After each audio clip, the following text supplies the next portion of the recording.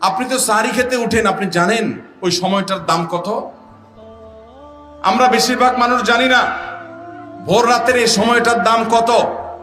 আরে ভাই, এই সময়ের দোয়া 1 মিনিটের দোয়া অন্য সময়ের 100 মিনিটের সমান না। অন্য সময়ের 100 মিনিটও এই ভোর রাতের 1 মিনিটের সমান না। এত মূল্যবান সময়।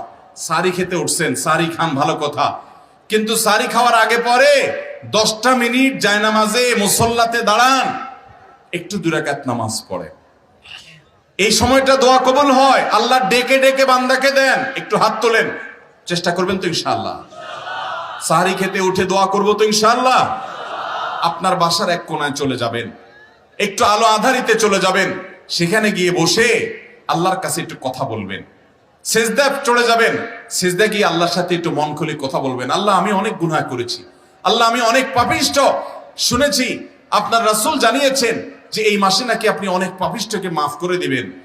আল্লাহ, আপনি নাকি অনেক জাহান্নামে যাদের নাম চলে গেছে, জাহান্নামী তালিকাভুক্ত, তাদেরকে মুক্ত করে জান্নাত দিয়ে দিবেন, আপনি নাকি ওয়াদা করেছেন। আল্লাহ, আমাকে একটু তাদের মধ্যে শামিল করে দেন। আল্লাহ, আপনি দিলে আপনার কোনো অভাব হবে না। আল্লাহর সাথে একটু কথা বলা, মুনাজাত করা ভোর রাতে করার চেষ্টা করবো তো